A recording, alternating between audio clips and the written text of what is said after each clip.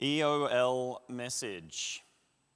The EOL message. I didn't know what EOL stood for.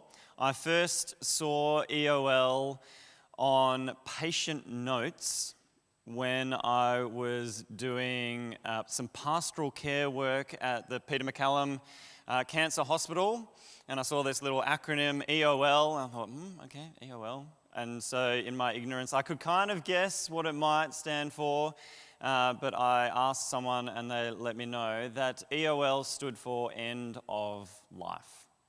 So it was this little note just saying that this patient was end of life. Welcome to Sunday morning. It's sunny outside. Looks like it's going to be a nice warm day. We're all family here. It's just smiles and good stuff, and we're talking about end of life. Because that's where it is. That's the message that we have at the end of Daniel. It's an end of life message. And we've had almost everything in Daniel. It starts out, we meet Daniel at the age of 15. And we've had little moments in his life as he's gotten older, and we've kind of seen almost every season as you go through. And it's been incredible to have this example of how to live through so many different stages. From, being perhaps a 15-year-old who was taken out of his homeland, his country is destroyed, his parents, who knows, he was probably made a eunuch at the age of 15. Talk about traumatized. But we get to the end of Daniel, do we have a traumatized individual?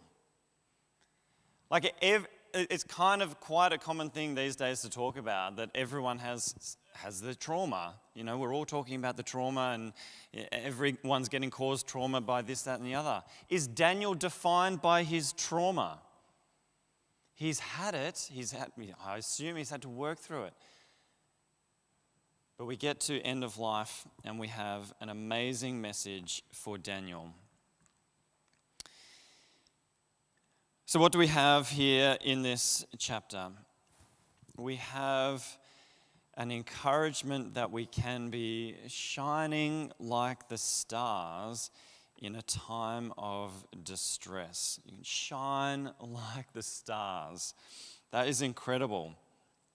That we don't need to be defined by our trauma.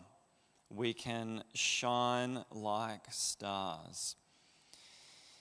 Those who are wise will shine like the brightness of the heavens, and those who lead many to righteousness like the stars forever and ever. In times of upheaval, of distress, of nations rising and falling, of conflict breaking out, of challenging relationships, not getting everything that you want in life, this can still be the defining, final tombstone narrative that you can shine like the stars in the heavens. And not in some kind of hero way that you are the center of the story and you're going to save everything. It's just like you can be one of those amazing stars that together you look up and you go, wow. You can be part of that. That is the story that can define your life. How? How do you get to be shining like a star in the heavens?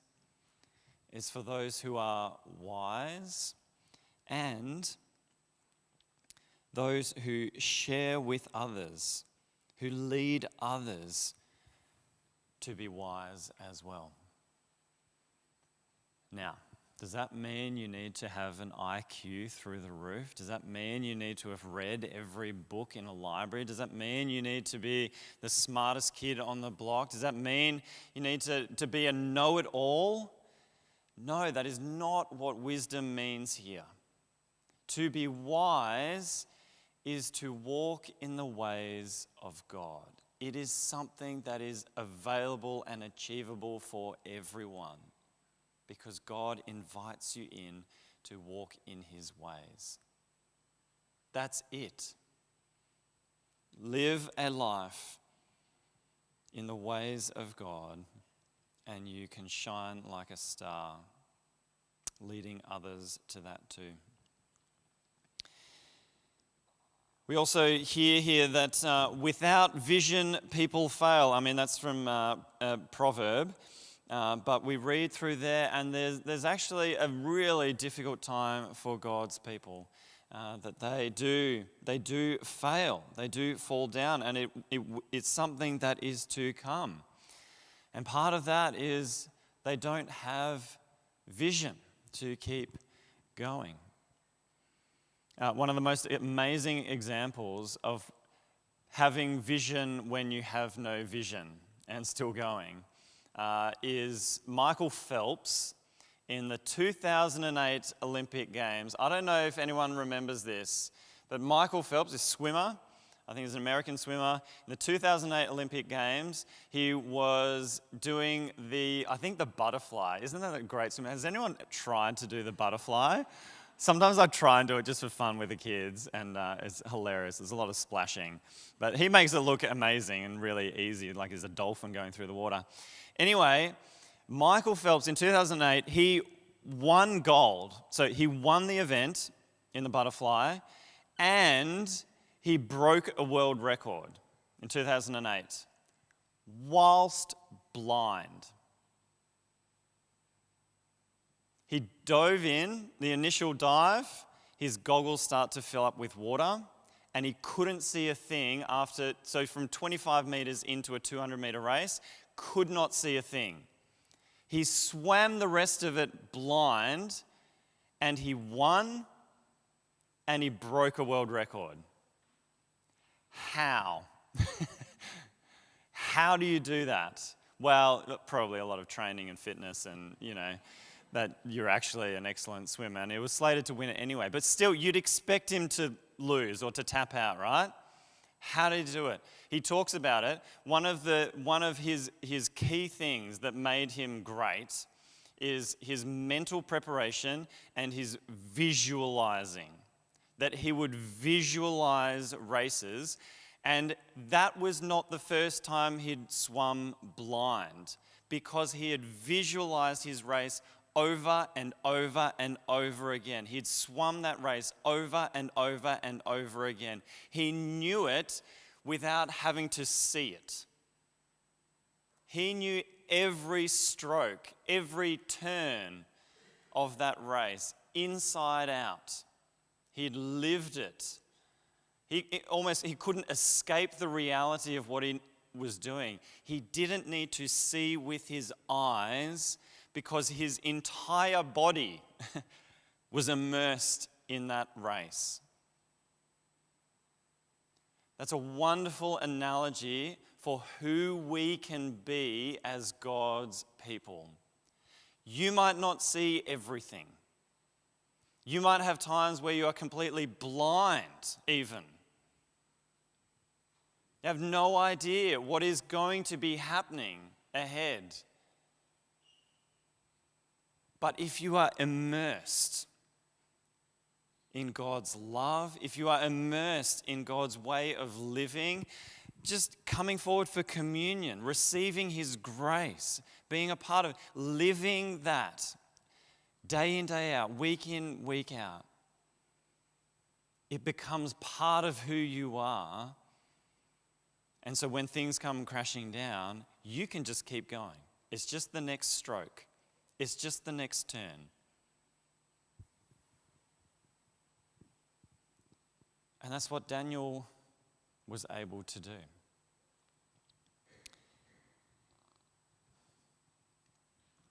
But he was given some extra vision. He was given a lot of help. And in a way, he even acknowledges he doesn't really understand some of what he's shared. Like, these are extraordinary visions and experiences that he is having here whether they're angels, whether it's it's the Son of God himself turning up. It's extraordinary what he sees. But what is almost the most extraordinary thing about this chapter is the mention of resurrection here. That an end-of-life message is not what most people were thinking at the time. Most people thought at the time that when you die, you live your life, when you die, and whether you're good or wicked or anywhere in between, everyone goes down to Sheol, the underworld. That was their view of what happens when you die. And everyone's kind of just down there together in Sheol. It's kind of murky and grey and don't really know, but that's what happens. This is the only clear mention in the Old Testament. So the Hebrew Scriptures, this is the only clear mention of a resurrection of individuals. That people will not just be murky kind of afterlife thingamybobs, but that God will actually raise to life. That death is not the end, that there is actually an everlasting life that comes. And that is the most profound mercy, to know that this is not the end. It is a huge relief that you don't need to suck everything out of this life before you're gone. You don't have to have every experience before you die. You don't have to make sure you tick off every Instagram photo opportunity in every location around the world. You don't have to have every career highlight. You don't have to have it all in this life.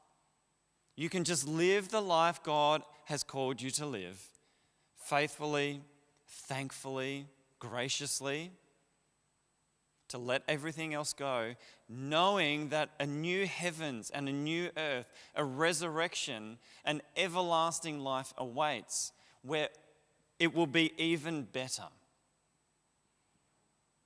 You don't have to have any FOMO, fear of missing out, because there is so much more coming for us.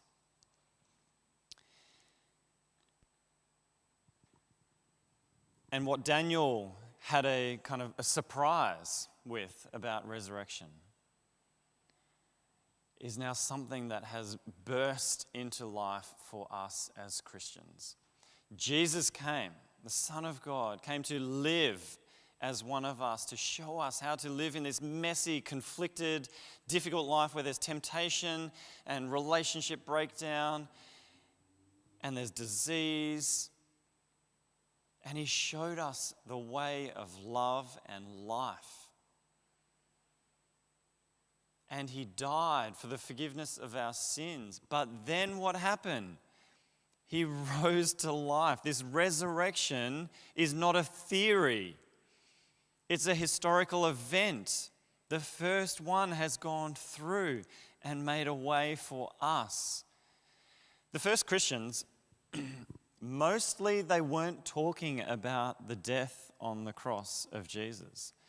That wasn't the big thing that they were preaching about. They talked about it. It's there. But the biggest thing, more than that, that's talked about in the New Testament and what they were going around preaching on was the resurrection. That there is life beyond death. That we don't float off into some clouds. We don't disappear into Sheol. We don't just have the lights turned out and that's the end. That God will raise us to life. So what's the one thing you really want to hear? I really want to hear verse 13, spoken to me. As for you, go your way till the end. So that end of life, till the end, go your way.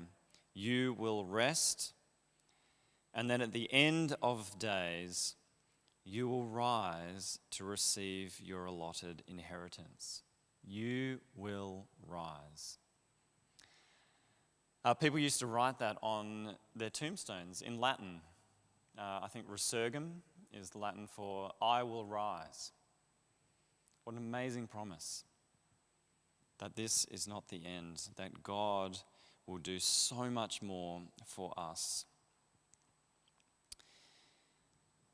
St. Augustine put it this way: Christ was not on the earth, God promised, and he did it.